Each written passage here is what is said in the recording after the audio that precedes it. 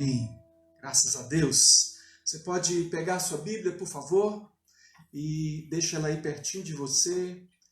Antes de trazer aqui essa palavra, eu quero trazer uns avisos a você. Você pode passar aí para os avisos, por favor. O primeiro deles é baixe o nosso aplicativo. A gente tem um aplicativo, só você entrar lá na Play Store do seu smartphone e baixar. E aí você pode ter acesso a todas as pregações que nós temos feito. Nós estamos aí nessa série de volta ao Gênesis e todas as pregações anteriores já estão disponíveis lá, você pode pegar. Você pode ter acesso a muito das notícias da nossa igreja. Você pode acompanhar a vida da nona igreja através do aplicativo. Então, baixe esse aplicativo. Outra coisa que a gente está recomendando, está sendo muito bacana, que a gente está vendo e as pessoas estão até mandando imagens para a gente do que está acontecendo. Nós estamos recomendando você a fazer culto na sua casa. Faça o culto com a sua família. Busque a Deus juntos aí. E lá no aplicativo você vai encontrar roteiros para o pequeno grupo. Você pode usar também na sua casa, no culto, com a sua família.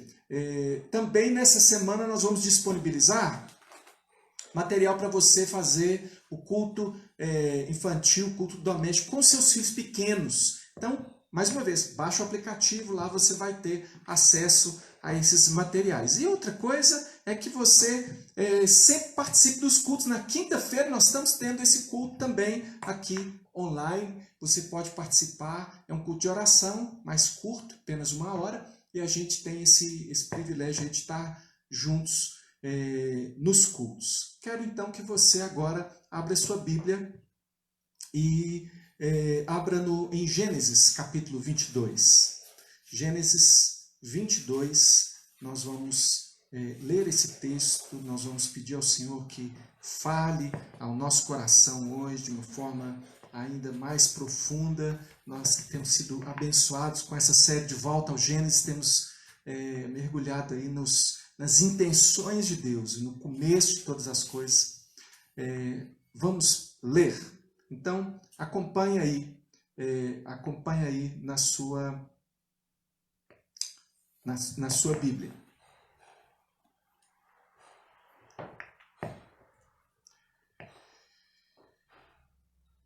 Depois dessas coisas, pôs Deus Abraão à prova e lhe disse: Abraão.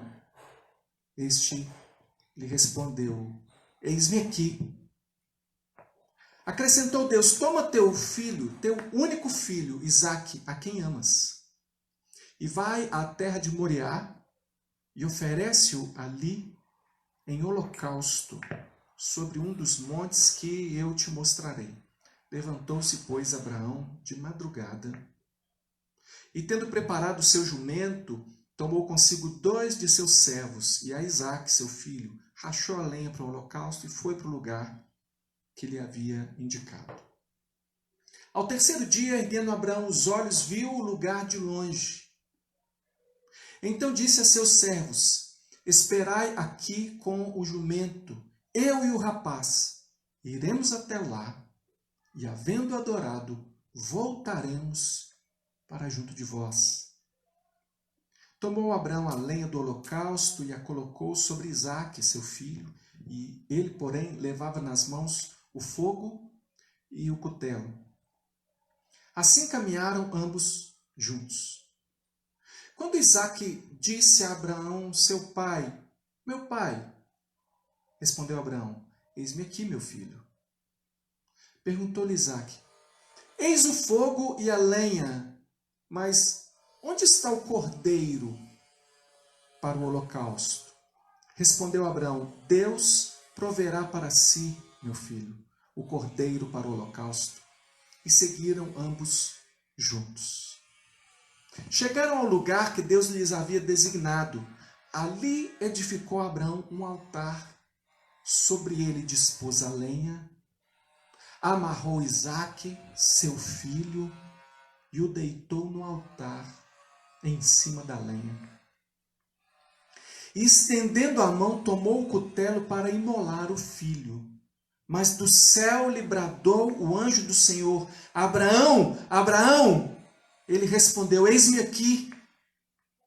Então lhe disse: não estendas a mão sobre o rapaz, e nada lhe faças, pois agora sei que temes a Deus, porquanto não me negaste o filho, o teu único filho. Tendo Abraão erguido os olhos, viu atrás de si um carneiro preso pelos chifres entre os arbustos. Tomou Abraão o carneiro e o ofereceu em holocausto em lugar de seu filho. E pôs Abraão por nome aquele lugar: o Senhor proverá. Daí dizer-se até o dia de hoje: no monte do Senhor se proverá. Então do céu bradou pela segunda vez o anjo do Senhor a Abraão e disse: jurei por mim mesmo, diz o Senhor, porquanto fizeste isso e não me negaste o teu único filho, que deveras te abençoarei e certamente te multiplicarei a tua descendência como as estrelas dos céus, como a areia do mar. A tua descendência possuirá a cidade de seus inimigos, nela serão benditas todas as nações da terra, porquanto obedeceste a minha voz. Então voltou Abraão aos seus servos, e juntos foram para Berseba, onde fixou residência. Vamos orar, pedir a Deus mais uma vez que fale conosco. Deus, nós estamos aqui diante dessa palavra, tão conhecida de muitos, talvez não tão conhecida de outros, mas todos nós precisamos da ministração do Espírito Santo do Senhor, que nos faz entender o texto, que nos faz entender a intenção do Senhor, entender o que é que o Senhor quer de nós aqui, agora, Pai. Não apenas o que o Senhor queria de Abraão, não apenas o que o Senhor queria de Isaac, mas o que o Senhor quer de mim e de cada irmão e irmã que agora cultua o Senhor juntos aqui. Pedimos o entendimento dessa questão tão complexa que é esse pedido do Senhor, essa ordem do Senhor para Abraão. Em nome de Jesus, fala conosco, ó Deus. Amém. Pois é.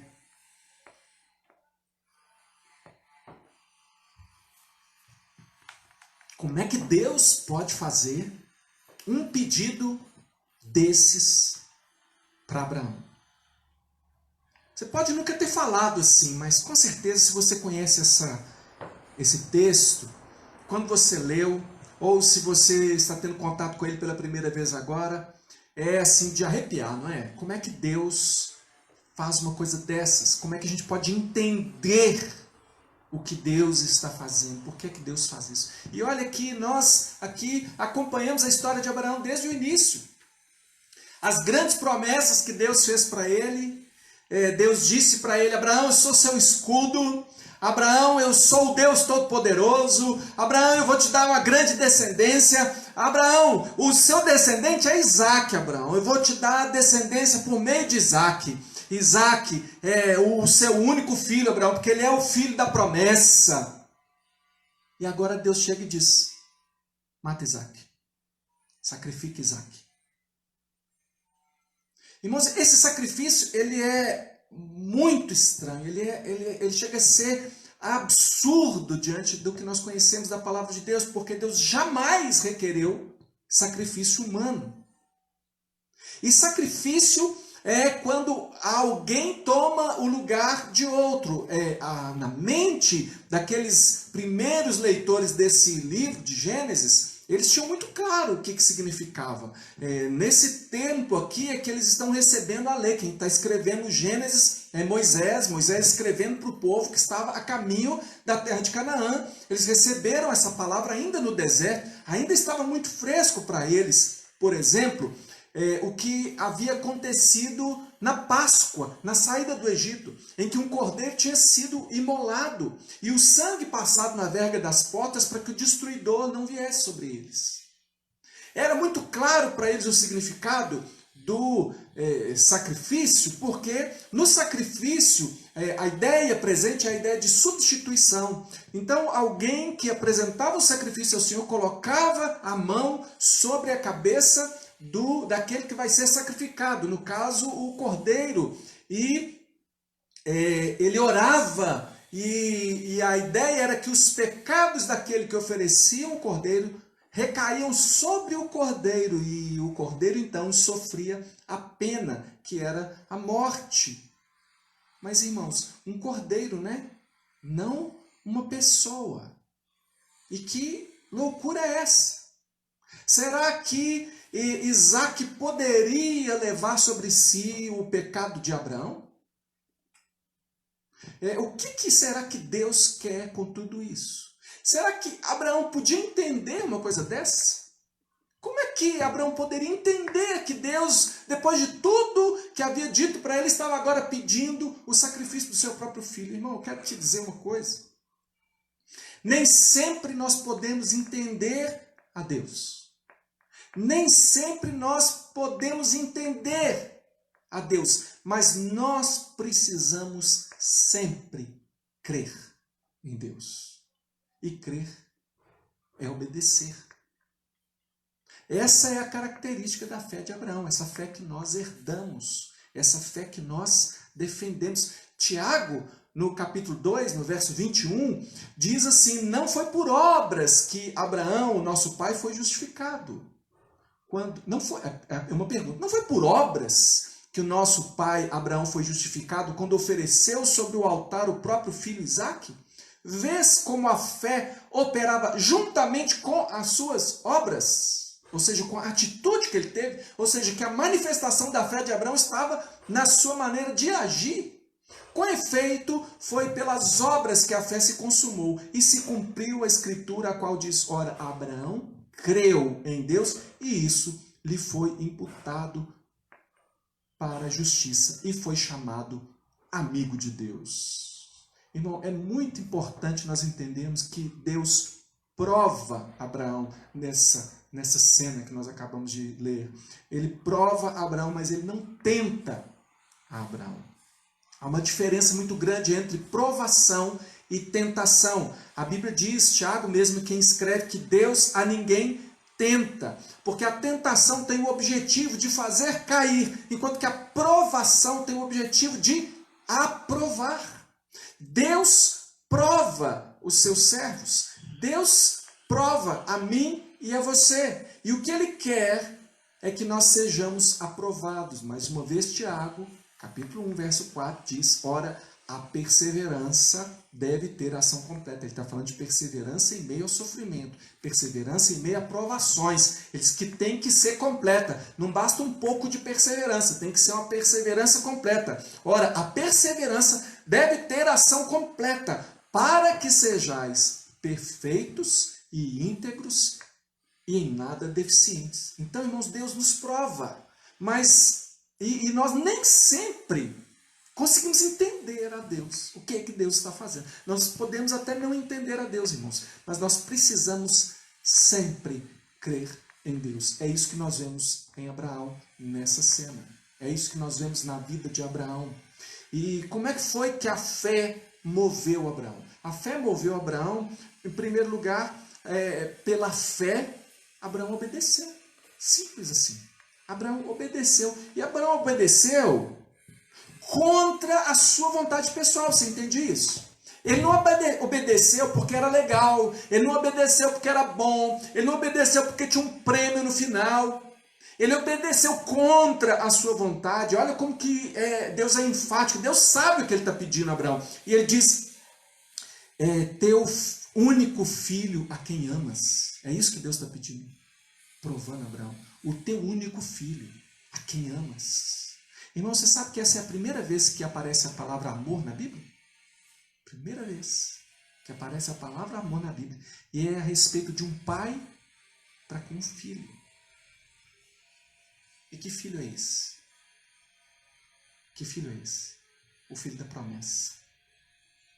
O filho da promessa. Aquele que Deus diz: confirmarei minha aliança com ele. O filho da promessa, irmãos.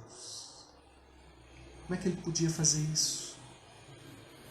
Como é que Abraão podia obedecer uma ordem dessa? O filho a quem amas. Como é que Abraão podia fazer e obedecer. Nós já tivemos a oportunidade de demonstrar em outras pregações que Abraão não era nenhum herói. Abraão era um homem sujeito a erros e pecados. Os pecados e erros de Abraão também estão demonstrados em Gênesis. Aliás, é bom a gente saber que a Bíblia não é um livro de heróis. A Bíblia descreve o fracasso do ser humano em ser bom e fiel a Deus. O próprio Abraão, resgatado da sua maldade, da sua idolatria, ele foi um homem alcançado pela graça. Não era um herói, não era uma pessoa diferente de você e de mim. E assim também para mim e para você, seguir a Cristo em renúncia e em cruz, é algo que vai exigir sacrifícios. As pessoas às vezes entendem errado também esses sacrifícios, porque acham que Deus vai ficar aí pedindo a você determinadas coisas. Eu quero te dizer que o sacrifício de verdade que Deus exige é um sacrifício de santidade. A Bíblia diz em Romanos, capítulo 12, que nós devemos apresentar a Deus. Rogo-vos, pois, irmãos, pelas misericórdias de Deus, que apresenteis os vossos corpos como sacrifícios vivos diante de Deus, que é o vosso culto racional, e não vos conformeis com este século, mas transformai-vos pela renovação da vossa mente, para que experimenteis qual seja a boa, perfeita e agradável vontade de Deus. Deus nos chama para sacrificar o pecado na nossa vida, para abandonar o pecado. Seguir a Cristo é renúncia, sim. Qualquer coisa que afasta você da obediência sincera ao Senhor Jesus Cristo deve ser tirada da sua vida. Jesus foi muito claro. Você lê o que Jesus disse, você sabe o que Jesus disse. Ele diz que se a tua mão direita te faz tropeçar, você deve arrancar ela. Se o teu olho direito te faz tropeçar, você deve arrancar ele. É claro que Jesus não está falando isso de uma forma literal, no sentido do membro, porque você não tropeça por causa da sua mão, mas você pega algo por causa de um coração que não está transformado, ou que não está santificado por Deus. O que nós precisamos ter arrancado de nós é um coração velho, esse coração de pedra, esse coração que não se alinha à vontade de Deus. Nós precisamos renunciar. O que Abraão precisou renunciar no início da vida dele? Deus disse para ele: Abraão, sai da tua terra e da tua parentela. Ele estava deixando para trás uma vida de idolatria. Ele deixou o pecado, ele deixou suas relações com o pecado para obedecer a Deus. E é interessante que o texto diz que ele, de madrugada, ele fez isso. Quando Deus falou para ele aqui, agora falando deste dia em que ele sai para sacrificar Isaac, ele faz isso de madrugada. E eu fico aqui pensando, sabe, não que a gente possa fazer uma relação tão direta assim do texto, mas acabo me lembrando de quantas vezes, ao ouvir a voz de Deus, ao saber que algo precisa ser retirado, transformado na sua vida, na minha, a gente fica aí adiando. A gente fica aí pensando, a gente fica aí assim imaginando se não dá para fazer isso um pouco mais tarde. Jesus contou uma parábola, e a parábola é bem simples: 2 filhos. O pai virou para um filho e disse: vai trabalhar na vinha. Ele disse: não vou. Aí ele disse para o outro: vai trabalhar na vinha. Ele falou: vou. Só que aquele que falou vou, acabou não indo. Mas aquele que disse não vou, caiu em si e falou: puxa, eu tenho que ir. E foi. E a Bíblia pergunta: qual dos dois fez a vontade? Sabe, nós estamos com igrejas cheias, né? Não nesses dias, porque a igreja está vazia, né? Mas nós estamos com igrejas cheias de pessoas que estão prontas para fazer orações de entrega, cantar louvores maravilhosos. Esses louvores consagram minha vida toda ao Senhor, vou te obedecer o tempo todo, mas que saem dali sem disposição de obedecer, não obedece. Abraão obedeceu imediatamente. É interessante também pensar que aquela obediência não foi só um apertar de botão, não foi uma coisa assim automática para Abraão. Abraão viajou 3 dias com os seus servos e o seu filho. Pensa, 3 dias carregando o fogo, o cutelo, vendo o seu filho carregando a lenha na qual ele mesmo seria queimado. 3 dias, irmão. Quanta vontade de voltar atrás, hein? Será que não? Mas ele não voltou. Ele seguiu adiante. Então os processos de obediência, às vezes, na nossa vida são longos. Deus requer obediência até o fim. Aquele que perseverar até o fim, esse será salvo. Às vezes os processos são longos, são muito longos para nós e penosos. Por quê? Porque nós temos essa coisa de contar os dias e os anos da vida. E nós sabemos que o nosso tempo na Terra é tão curto, e às vezes o fato de a gente olhar para a vida e achar que a vida é curta faz com que cada dia seja tempo demais. Cada mês, cada ano de espera para alguma coisa que Deus ainda vai fazer parece longo demais. Tempo demais obedecendo sem receber nenhuma recompensa. Sabe, sendo fiel a Deus e não recebendo dele a recompensa da promessa. Mas sabe por que nós nos enganamos com isso? É porque nós temos o costume de colocar a nossa vida assim, medida em anos, e achamos que a nossa vida vai no máximo a 100 anos. Temos aí recordistas chegando aí até uns 120 anos, mas morrem. Só que a Bíblia nos chama para olhar para a eternidade. E Romanos 8,18 diz: porque para mim tenho por certo de que os sofrimentos do tempo presente não podem ser comparados com a glória a ser revelada em nós. Portanto, irmãos, mesmo em lágrimas, é melhor obedecer. Foi isso que Abraão fez.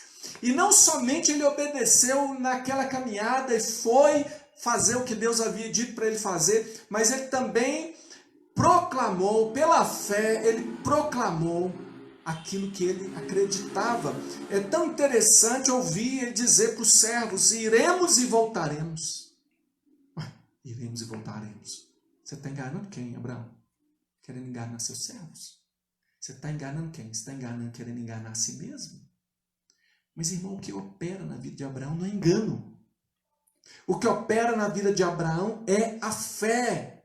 É por isso que ele também vai proclamar, vai dizer para o filho, na hora que o filho pergunta: pai, onde está o cordeiro? E ele vai dizer: Deus proverá para si o cordeiro. Ele está confessando a sua fé, ele está proclamando a sua fé, ele está caminhando em direção à prova mais difícil da sua vida, que é sacrificar Isaac, mas ele continua declarando: nós iremos e voltaremos, Deus proverá para si o cordeiro. E é interessante também pensar nesse para si. Deus proverá para si, não para nós, né? Para si, porque o sacrifício tem a ver com Deus.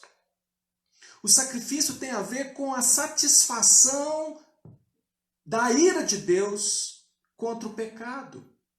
E nós não tivemos oportunidade aí de, nessa série, pregar o capítulo 15 de Gênesis, mas se você ler o capítulo 15 de Gênesis, você vai ver uma cena estranha, que é quando Deus faz aliança com Abraão, ele manda que ele parta os animais no meio e coloque assim uma banda de cada lado, e Abraão fica ali esperando, ele aguarda até que Deus, assim, a cena é um fogo passa por entre os animais. Aquilo é uma cena que a gente não entende.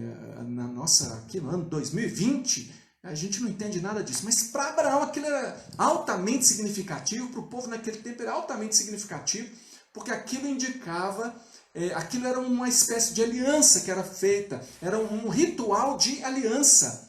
E quando dois reis ou duas pessoas importantes entravam em acordo a respeito de alguma coisa, elas partiam os animais e os representantes daquela aliança, os responsáveis por aquela aliança, e aí o chefe de um clã, o chefe de uma tribo e o de outra, passavam no meio daqueles animais dizendo que a aliança que eles estavam fazendo era uma aliança séria e que eles se comprometiam sob a penalidade do sangue, de morrer, que eles garantiriam que aquela aliança seria cumprida. E interessante que é Deus quem garante aquela aliança. É o fogo, é Deus apenas que passa, porque Deus é que é o garantidor da aliança. É Ele que promove a salvação. É essa aliança de salvação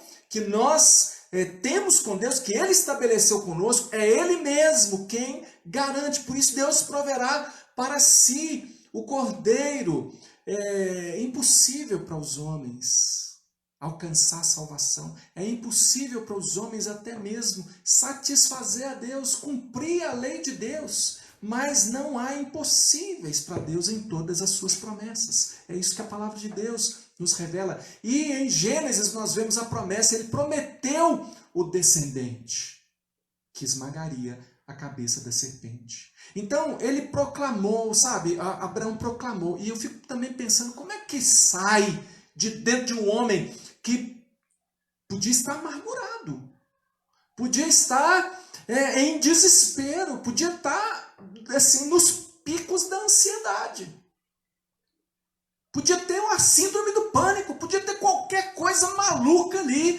porque era cruel demais. Ele estava indo, cada passo era um passo na direção de matar o seu filho a quem ele amava. E como é que ele proclama assim essa fé? Como é que ele diz vamos e vamos voltar? Como é que ele diz que Deus proverá? É porque a boca fala do que o coração está cheio.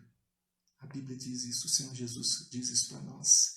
Então, se o seu coração está cheio de fé, se o seu coração está cheio de esperança em Deus, é disso que você vai falar. E se o seu coração está cheio de medo, você vai falar de amargura, você vai murmurar e você vai até blasfemar contra Deus. A proclamação era algo natural para Abraão, porque o seu coração estava cheio de fé. A proclamação foi natural para Abraão. E proclamar o Evangelho de Jesus é uma ordem para nós. A pergunta que eu faço é, isso é natural para você? Isso é natural para você quando as circunstâncias te confrontam, como estamos sendo confrontados nesses dias? É natural para você dizer, eu sei em quem tenho crido. É natural para você dizer, mesmo que eu perca o emprego, eu não dependo do emprego mais do que eu dependo daquele que é o provedor de todas as coisas, daquele que chamou à existência as coisas que agora existem, do nada, irmão. Isso é natural para você? Você está cheio de fé? Porque se você não estiver cheio de fé, você não tem nada para dizer. Efésios 5,17 diz, por esta razão não vos torneis insensatos, mas procurai compreender qual a vontade do Senhor, e não vos embriagueis com vinho, no qual há dissolução, mas enchei-vos do Espírito, falando entre vós com salmos, entoando e louvando de coração ao Senhor com hinos e cânticos espirituais, dando sempre graças por tudo a nosso Deus e Pai, em nome do Senhor Jesus Cristo, sujeitando-vos uns aos outros no temor de Cristo. Alguns dias, não posso explorar demais esse texto agora, mas alguns dias no nosso encontro de oração, no Nona Viva, eu tive a oportunidade de aprofundar mais. Aqui o que nós temos veja que ele diz, enchei-vos do Espírito, não tem ponto aqui, não é vírgula. Aqui, enchei-vos do Espírito, falando entre vós com salmos, entoando e louvando de coração ao Senhor com hinos e cânticos espirituais, dando sempre graças a Deus por tudo, a nosso Deus e Pai, em nome do Senhor Jesus Cristo, sujeitando-vos uns aos outros no temor de Cristo. Ponto. Aqui tem um ponto. Então, como é que nós nos enchemos do Espírito? Olha, eu vou ser bem direto com você agora.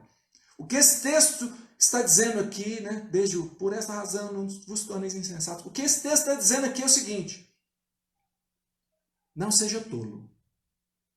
Se não houver louvor, ou seja, se não há salmos, se não há hinos, se não há cânticos, se o nome do Senhor Jesus não é invocado em orações de gratidão, em qualquer situação, se não há submissão uns aos outros, o que quer dizer humildade no trato de uns para com outros, não tem vida cheia do Espírito. E o que resta é a insensatez e a embriaguez do mundo. É isso que esse texto está dizendo. É isso. Então não é possível proclamar se o coração não estiver cheio de fé. Não é possível proclamar se o seu coração não está cheio do Espírito Santo. Coração, irmão, Não é músculo aqui para bombear sangue, não. Coração, quando a Bíblia fala de coração, fala de você como um todo. Sua mente, sua vontade, todo o seu ser, seus propósitos.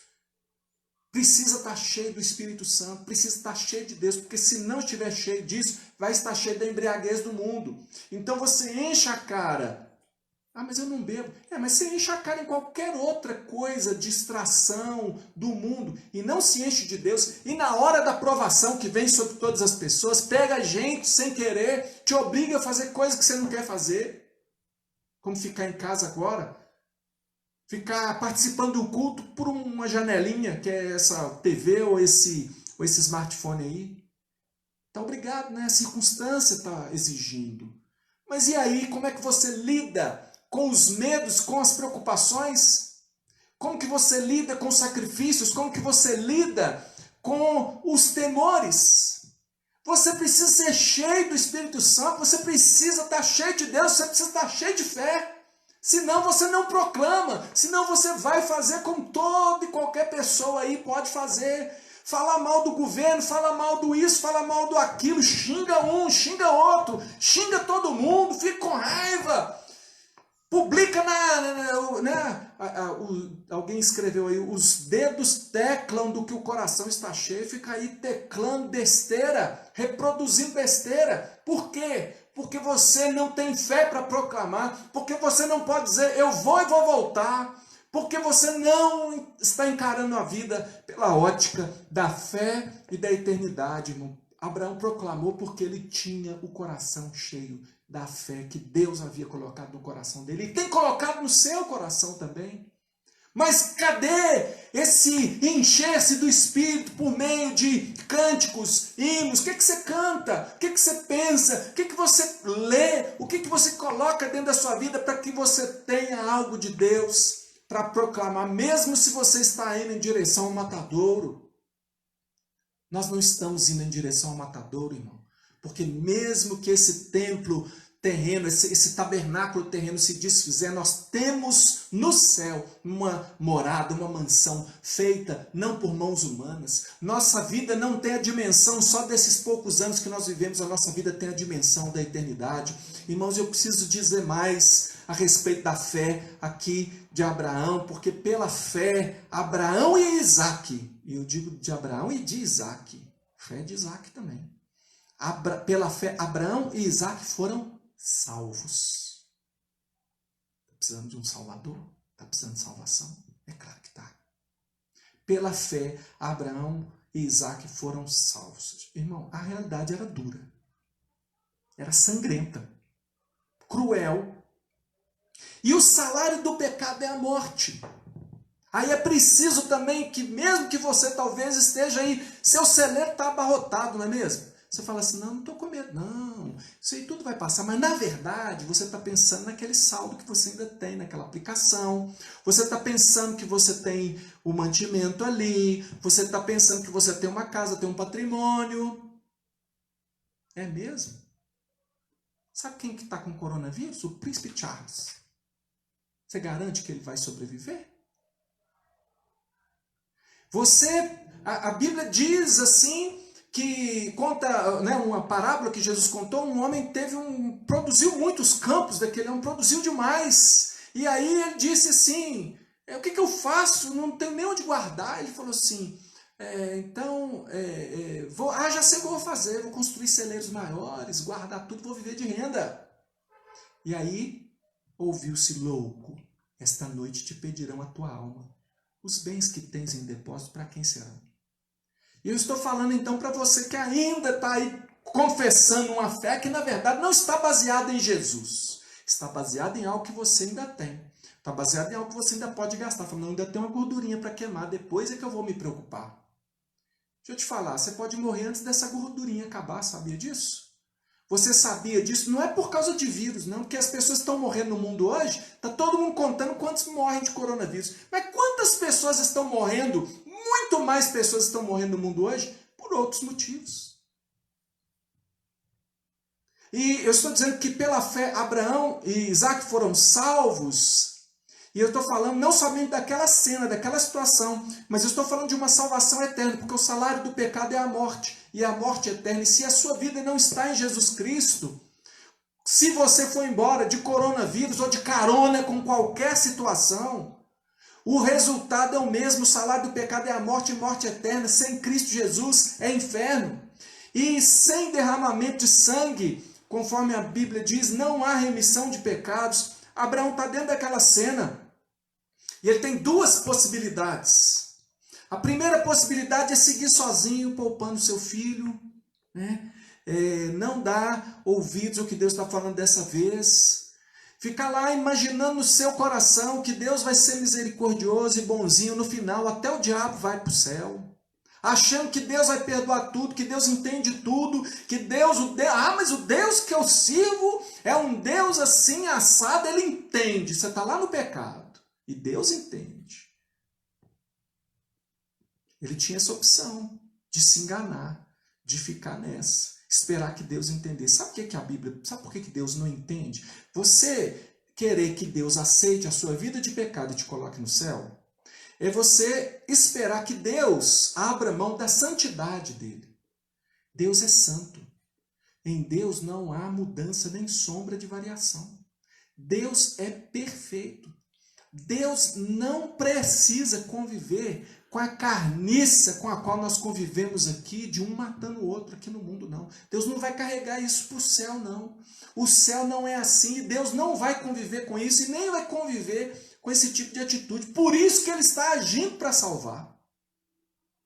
Então a prova que deixar o barco correr e não resolver os pecados na sua vida não vai te dar um bom resultado é o que está escrito em Naum 1:3. Parte A, o Senhor é tardio em irar, por isso que nós estamos vivos ainda. O Senhor é tardio em irar-se, mas grande em poder e jamais inocente ou culpado. Pronto. Deus não chama o errado de certo. Jamais Deus vai fazer isso. Deus nunca vai colocar panos quentes sobre o pecado. A segunda opção que Abraão tem é aquela que ele abraçou, que é a opção da fé. E a fé, segundo Hebreus 11:1, é a certeza de coisas que se esperam e a convicção de fatos que se não veem.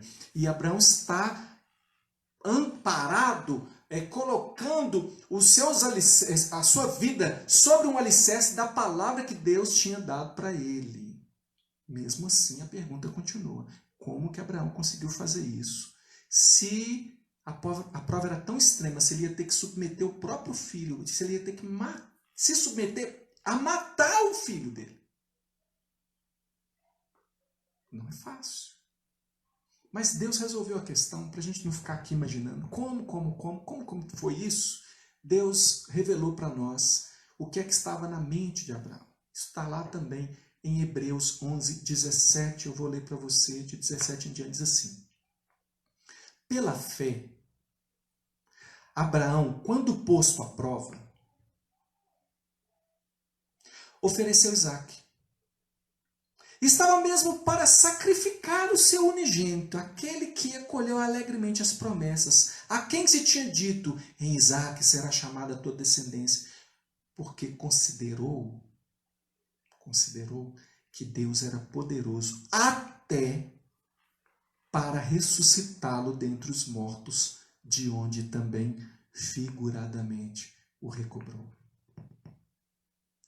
O que deu ânimo e força, o que sustentou Abraão, a fé que ele demonstrou, foi uma fé na palavra que Deus tinha dado a ele. E ele se lembrou sim de todas as coisas que Deus havia falado para ele. E ele colocou a fé. E ele confiou completamente na palavra de Deus. E ele entendeu que nem mesmo a morte podia invalidar a palavra de Deus, já que Deus era El Shaddai. Deus já havia se apresentado a ele como El Shaddai, o Deus Todo-Poderoso. Então esse Deus, Abraão pensou, tem poder para ressuscitar mortos. Então Abraão recobrou Isaque na morte figuradamente, porque na mente Abraão obedeceu e matou Isaque. Na mente ele se dispôs a tal ponto que ele realmente levantou ali o cutelo, a faca, com Isaque amarrado, e ele ia golpear o seu filho. Então, no coração, ele já havia matado Isaac, mas pela fé, ele figuradamente, não literalmente, ele recobrou Isaac quando Deus interferiu na história. Agora eu quero te chamar a atenção para pensar um pouquinho em Isaac, porque eu disse que a fé salvou Abraão e a fé salvou também Isaac. Vamos pensar em Isaac aqui. Isaac era uma criança? Não. Isaac era um jovem. No mínimo uns 17 anos, há quem diga que ele podia ter até 25 anos, talvez até mais. Ele não era uma criança, ele era um jovem. Ou seja, Abraão era o velho dos velhos. Abraão estava velho para valer. Então, numa questão de força, jamais Abraão conseguiria amarrar Isaac em cima do altar. Mas Isaac se deixa amarrar. Já pensou nisso? Que Isaac se deixou amarrar. Foi uma entrega total. Ele se entregou. Por que Isaac está fazendo isso? Como é que pode ser assim? Como é que pode haver essa submissão absoluta até o ponto de se deixar matar? E Isaac não tinha ouvido diretamente a palavra que Deus tinha dado a Abraão, mas ele cria na palavra de Deus na vida de Abraão. E ele cria na palavra que Deus havia dado a Abraão. Portanto, a fé de Isaac era a mesma fé do seu pai. Não é só Abraão que está vivendo um momento intenso de fé e de entrega. Isaac também está vivendo um momento de fé e de entrega. Os dois estão amparados na mesma fé. A fé na palavra.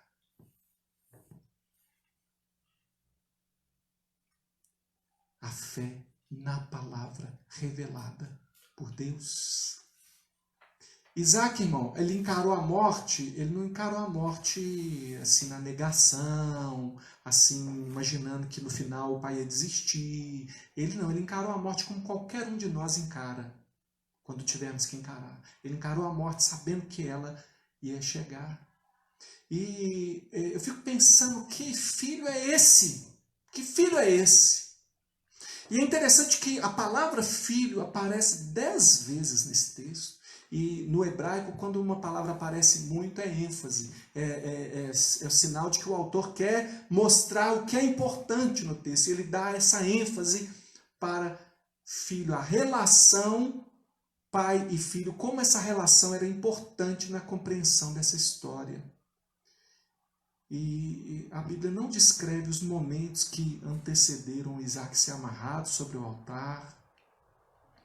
Como foi para Isaac ver a lâmina sendo levantada pelo próprio pai dele.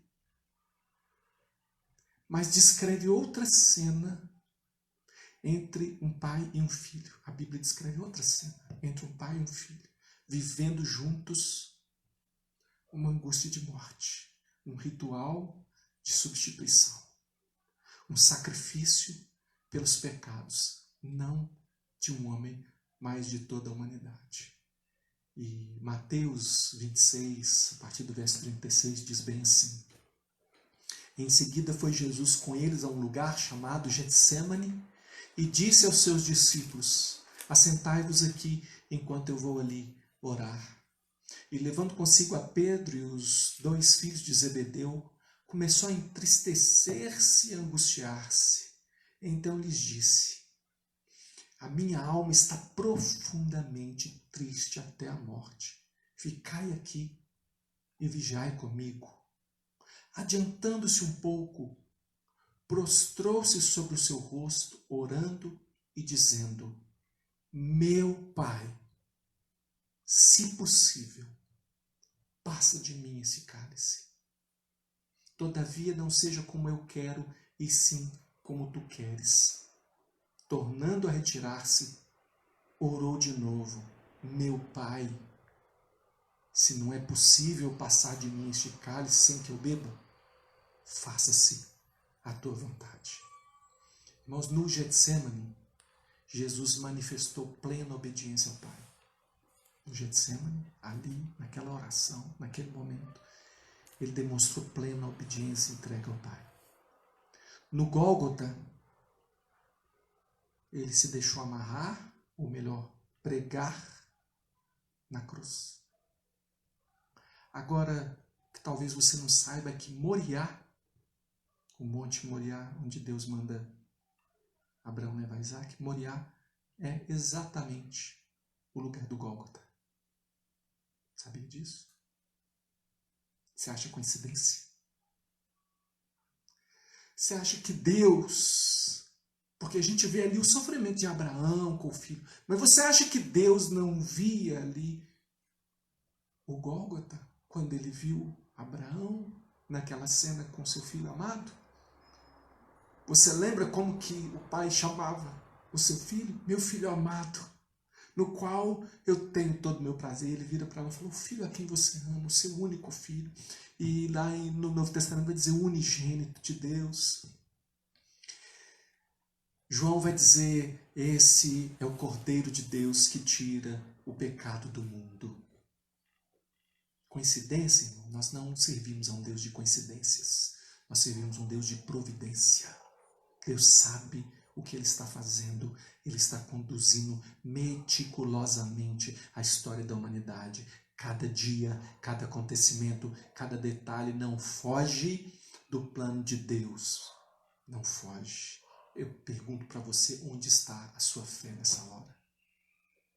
Nós temos mostrado a vocês, através das pregações em Gênesis, que Deus não é um Deus do acaso, que os nossos problemas não estão com Deus, não é culpa de Deus, mas sim nossa culpa por causa do nosso pecado.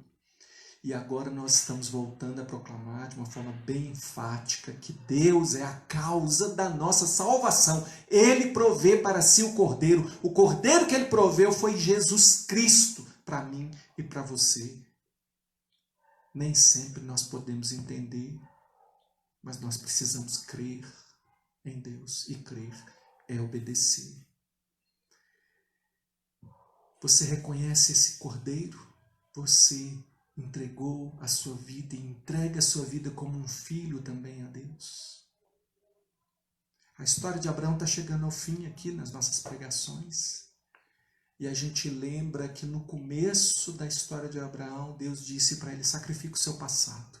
Sacrifica a sua história, sacrifica sua parentela, a sua vida passada.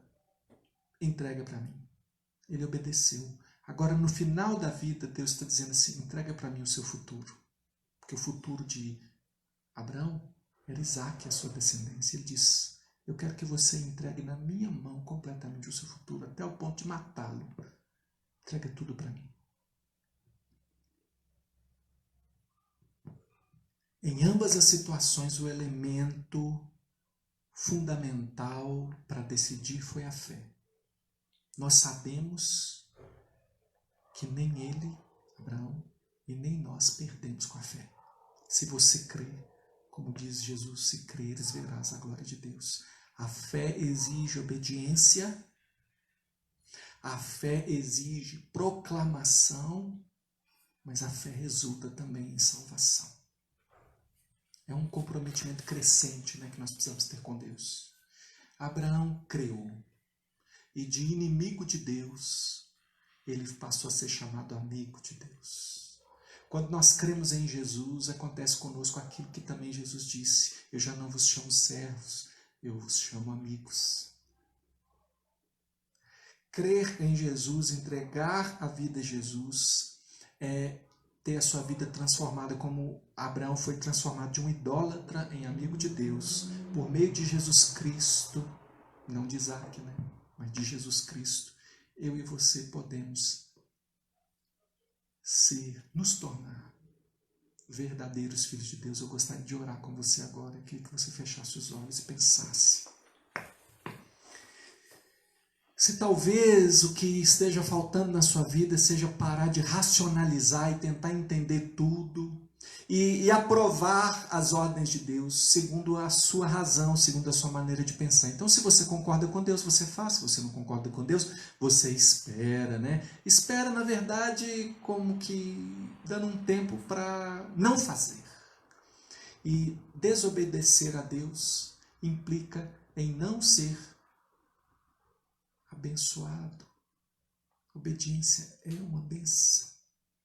Não obedecer a Deus, rejeitar a vontade de Deus no seu coração, é dizer: Jesus Cristo não é meu Senhor. E Jesus não é salvador daquele de quem ele não é Senhor.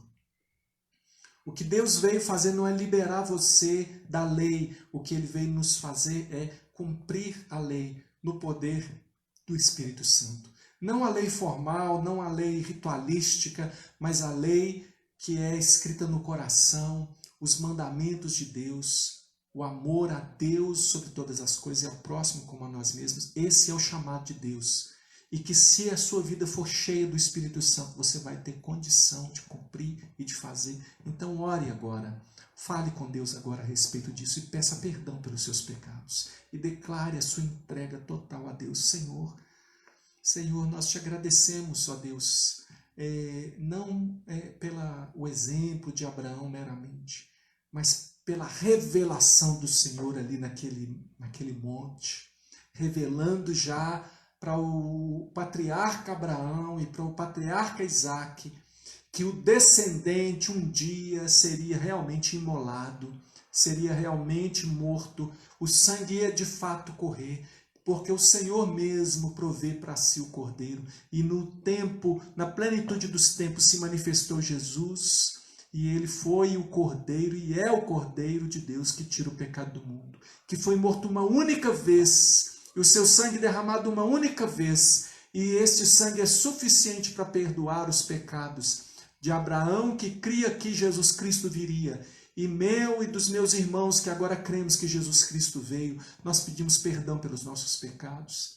Nós pedimos que o Senhor enche o nosso coração de fé e, para isso, enche-nos do Espírito Santo. Mas faz-nos lembrar que compete a nós, ó Deus, buscar o Senhor, nos encher da Tua presença. Ó Deus, colocar salmos, colocar hinos, colocar cânticos espirituais na nossa vida, colocar gratidão na nossa vida, humildade nos relacionamentos, para que nós sejamos cheios do Espírito. E assim, Deus, possamos obedecer e proclamar e por fim ser salvos pelo Senhor.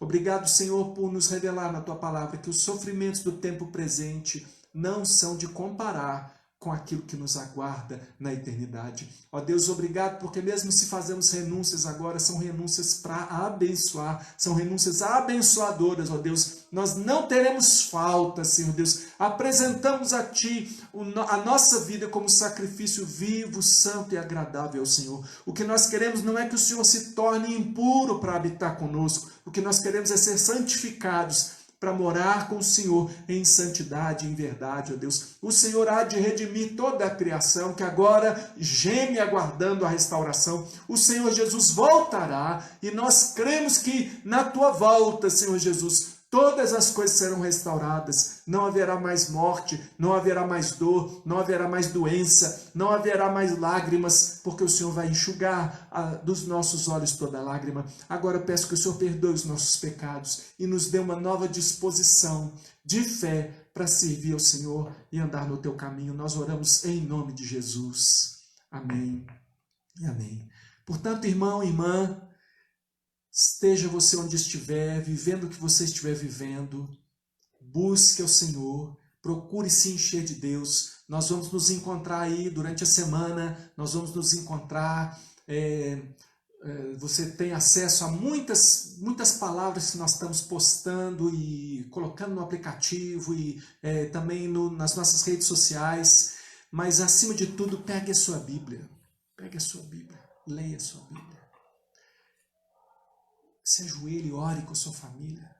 Ministre sobre a sua família. Reúna a sua família para fazer culto. E proclame a sua fé. E reúna o seu pequeno grupo. Reúna o seu pequeno grupo através de algum aplicativo. Não conseguiu, não tem domínio. Liga, chama, manda mensagem. Não vamos nos distanciar, vamos nos amar, vamos nos ajudar.